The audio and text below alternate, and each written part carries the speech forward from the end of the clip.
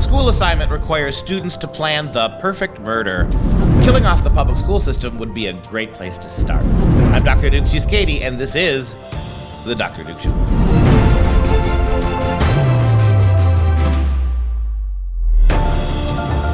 Hello, everyone, and welcome to the Dr. Duke Show. We, as you know, are the only program that really keeps you educated on the craziness impacting K-12 classrooms and college campuses around the world. Today's show is sponsored by Mike Lindell and our friends at MyPillow. You can save up to 66% on all the goodies there at MyPillow.com, but you can also save money this week on pillows in particular. Just use the access code Dr. Duke, DRDUKE. You win, we win, Mike wins, the country wins. Beautiful. Save up to 66% again at MyPillow just by using the access code Dr. Duke, DRDUKE. Today, we start in Washington State after parents learned that their high school students were given an assignment in an English class to plan the perfect murder. Yes. Why would you want students trying to plan a perfect murder? We don't know, but this is what is happening in Spokane, Washington. This is at Central Valley High School specifically, and ninth graders in the language arts class were told that they need to put together what they call the ingredients of the perfect murder. And of course, we're going to show you exactly what the assignment said. It says, what would be the ingredients of the perfect murder? Turn the following ideas into real sentences and put them in a paragraph briefly explaining the perfect murder. Items should appear in your paragraph according to the order of importance.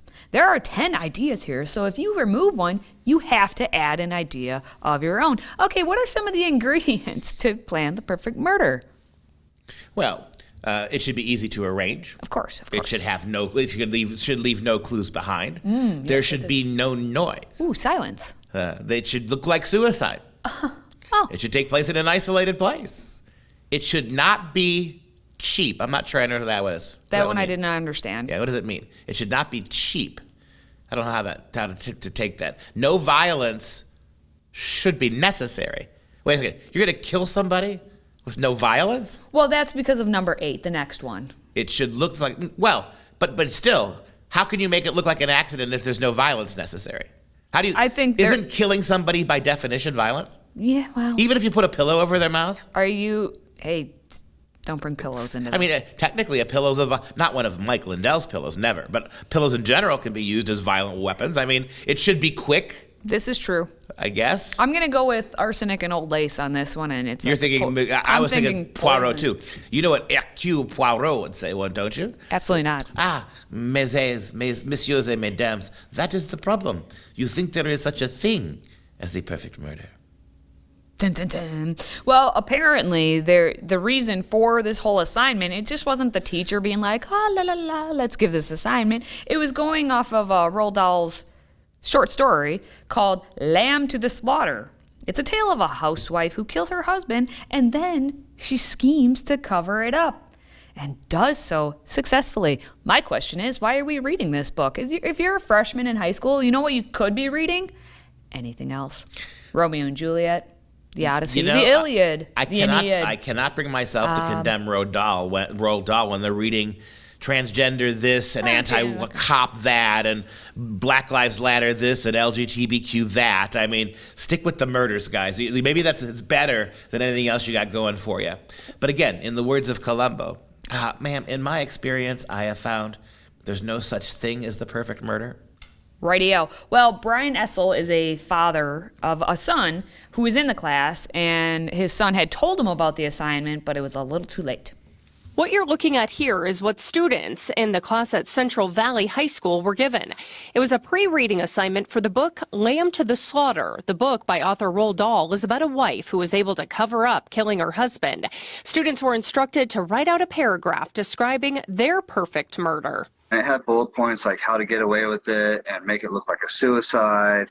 Other bullet points included, quote, it should take place in a lonely, isolated place, and, quote, the murderer should have a good alibi. The judgment in that was so out of line that I just feel like an assignment like that to high school kids should be thought out a little bit more. Brian says by the time his son told him about all this, it was too late. His child and his other classmates had already turned it in. Writing something down like that and exploring the mind of a child like that and getting them to open up their mind in a way like that is just not something you should do.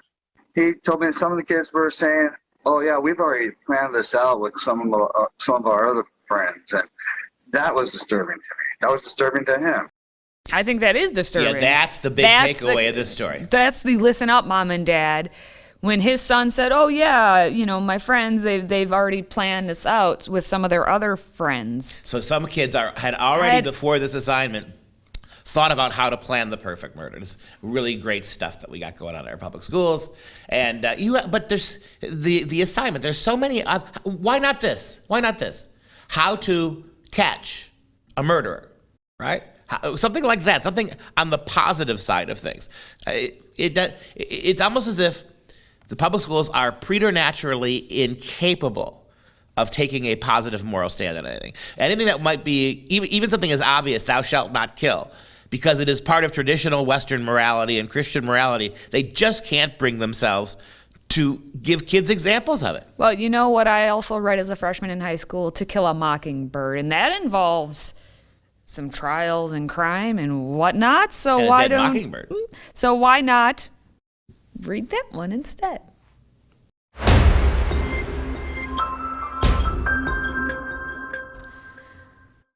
Before we move on, just a quick reminder that the best way to access our content is to download our Freedom Project Media app. Simply search Freedom Project in your app store, download, and then make sure you allow for those notifications to pop on through. Also, if you like listening to the audio podcast, we are available on Apple, Google, SoundCloud, and everywhere else. And everywhere else we're not going because we're staying in Washington State. There's Virginia, there's California, and there's Washington State. Well, in Washington State, we're having some issues, again, with displaying flags in classrooms. At a Marysville Middle School teacher, which Marysville Middle School, it's north of Seattle, so in the Seattle region, we have the teacher who wanted to remain anonymous, but her brother, Chris Sutherland, spoke with Jason Rance, who we've talked about before. He does a lot of good reporting on what's actually happening in your kids' schools out there. But Chris Sutherland spoke to Jason about his sister wanting to have a pro-police flag in her classroom. And administrators told his sister that it's controversial to display a thin blue line flag in her classroom, and it makes kids and staff feel unsafe. But at the same time, and even in the same classroom, there is a LGBTQ pride flag, and that's allowed, and Black Lives Matter flags are allowed. I got the MP tattoo on my neck from the shooting, and each one of the stars is for one of the kids that we lost that day. He was there October 24th, 2014, when a student opened fire on a table in the cafeteria, killing 4 classmates before taking his own life. I do believe from that point on, we really became strong and close as far as a community and law enforcement and the school district. And I just don't understand what fell apart. Sutherland's sister, a teacher at Marysville Middle School, hung 2 flags in her classroom to honor her siblings. One for Sutherland, a thin blue line flag with pictures of him, and the other a pride flag to honor her sister, who's part of the LGBTQ community. She called me. She was literally almost in tears because, both those flags mean so much to our family. She was ordered by Marysville School District to take down the thin blue line flag. Interim Superintendent Chris Pearson gave this reasoning in an open letter, saying it may send disruptive messages and, quote, without any educational context or purpose, the display of this symbol in a classroom cannot be reasonably divorced from the political meanings that have been attached to its varied uses. That is not the message that needs to get out. It's, this flag is about protection, security, love, and that's what we do as law enforcement. Pearson went on to explain why Black Lives Matter and pride flags are allowed in classrooms, saying these other 2 symbols can be seen as having a specific educational purpose that is directly aligned with instructional objectives or extracurricular programs. So what they're basically saying is, what this idiot interim superintendent is actually saying is that because the Blue Lives Matter in the minds of progressives is disturbing and perhaps dangerous, it has to go. But LGBTQ and Black Lives Matter, even though to a lot of people, including some moderate Democrats, BLM, with its violent history, could be. But this is politically okay because our public schools are advocating for gay people and Black Lives Matter people, and we don't care about cops. So that's the double standard, and the double standard you've created that is irrational, that you call it apolitical. It's also alarming and stupid. You've created your own double standard, and you use that double standard to justify why you persecute people who want to support the police, but rioters in the streets who burn things down, as long as they're members of BLM, that's okay. The hypocrisy is all yours, Mr. Interim Superintendent. So the district then ordered Sutherland's sister to take that flag down, and as we know, it's the thin blue line flag symbol, and they warned her that she may face further disciplinary action if she does not comply. So here's what she did. Don't comply. That's she took down her thin blue line flag and described the incident as the most traumatic and hostile event that she had experienced at the school in a message to the human resources. And the brother, Sutherland, said that he can hear in her voice how much it actually hurts to be forced to remove the flag. He said his sister will continue to fight to reinstate the flag in her classroom without fear of being fired for it. I think she should just put it up, and if she's got no fear of being fired for it, put it up and have them come get it. That's exactly what I would do. If they're going to allow certain flags and not the others. Exactly if they right. say all flags are down other than the American flag, then okay. This is not an argument for or against the Blue Lives flag. It's an argument for equal representation. You don't get to pick which political worldviews you think are acceptable and not. And my worldview would be only the American flag. Just get rid of all of it.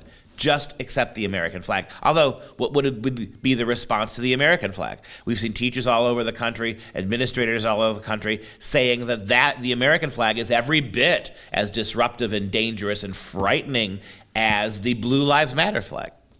Is it, though? Because it's not. Now, Jason Rantz, again, good job on him trying to get to the bottom of this. He did seek out the district's response, and they declined to explain why you can have BLM and LGBTQ flags and not have this police. Interim Superintendent Pearson wrote his little screed, right, about how one is political in ways this one is political in ways we don't like. Yep. This one is political in ways we do. And now they won't respond to any logical questions about the hypocrisy of that. Decline to comment. Yeah, I would like to decline to comment on this. Yeah, I love that. It's like getting a 15-yard penalty for unnecessary stupidity and declining to back yourself up 15 yards. Doesn't work that way, Superintendent.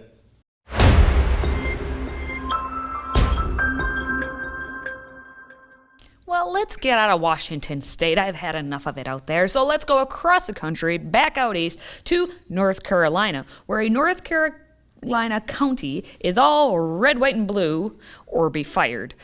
Johnston County in North Carolina insists that its local school board institute policy discipline or firing teachers if they assert that the American founders were not heroes, if they make statements undermining the Constitution, or if they assert that racism is endemic in America. And of course, they're going to hold your money if you do those things as well. So Johnston County Board of Commissioners is withholding $7.9 million until the policy that they want is accepted by the school board. And as it says, North Carolina schools have denied teaching critical race theory. Instead, they've said they're promoting equity and inclusion practices designed to help educate an increasingly diverse student enrollment. Republican Lieutenant Governor Mark Robinson released a report back in August that included complaints from parents across the state accusing teachers of trying to indoctrinate students. And so if they get this policy where you have to say the founders, they're heroes, if you're making any sort of statements that are undermining the Constitution, anything like that, if they get that passed, then they can not have that $7.9 million withheld still. Yeah, and this is a reaction, right? The fact that you're getting this now is because of how far left the schools have gone. If you don't want, and look, as an educator, I'm not a big fan of this bill. I do believe that the progressive left is lying about our history. I think they are politicizing it, not because they want to be more inclusive, but because they want kids to be more progressive. Nevertheless, I don't think this is the best solution. But when you give schools no choice, what do they do? You're going to see a lot more of this unless you go back, progressives, to being at least pretending to be balanced in the way you present things. And until you do, I hope they win. I hope these guys win. I hope this little county in North Carolina, I hope they win, because it's going to then force you to live under a system like the one you're pushing on our kids. It's a system where you're being told what you can and can't say, a system where you aren't going to get paid, you're not going to get your money unless you do what we tell you. Right now, that's how conservatives across the country are being treated in your schools, your teachers and your students. About time you experience a little bit of the same thing, because I'll bet you're not going to like it, and you're going to change anything you have to fix it. Now, if this proposed policy goes through, it would affect more than 37,000 students, because that's how many students are in Johnston County School District. And here's the exact verbiage of the policy proposed. No student or staff member shall be subjected to the notion that racism is a permanent component of American life. All people deserve full credit and recognition for their struggles and accomplishments throughout United States history. The United States foundational documents shall not be undermined. No employee of Johnston County Schools will make any attempt to discredit the efforts made by all people using foundational documents for reform. No fictional accounts or narratives shall be used to invalidate actual objective historical events. All people who contributed to American society will be recognized and presented as reformists, innovators, and heroes to our culture. Failure to comply with this policy will result in disciplinary action up to and including dismissal. Now, when I read that, that's actually a much milder, much more acceptable statement than the initial press release. You go back and look at that and throw that back up there again. I mean, there's one place where I think it may go a little too far, but that's not irrational. No student or staff member shall be subjected to the notion that racism is a permanent. Notice that? No one says you can't talk about racism. No one says that you can't bring racism into the classroom as a historical idea or reality. What it says is you can't just insist that racism is the primary aspect of American life even today. All people deserve credit. That includes blacks and minorities. The United States foundational documents shall not be undermined. That's called treason.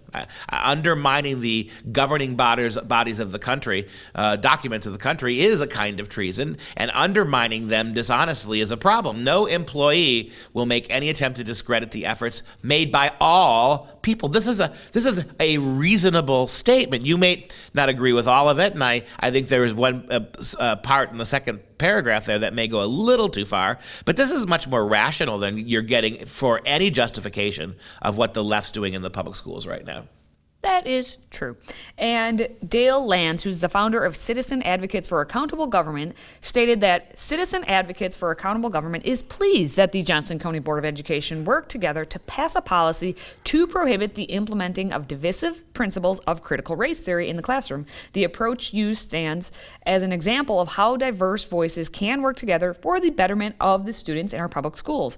While it doesn't incorporate all of the problems of critical theory, it is an adequate start in direct contrast to the National School Boards Association letter to President Biden that you saw, we talked about, talking about criminalizing any parent who's concerned about what the school board's doing and what they're teaching. And that's where we come down to it. What is this school board, this county going to do? They're going to withhold your pay and perhaps punish you if you openly lie about and hyperbolically lie about the history of American people. That's got its problems. But on the other side, what are you getting? Federal agents coming to your city.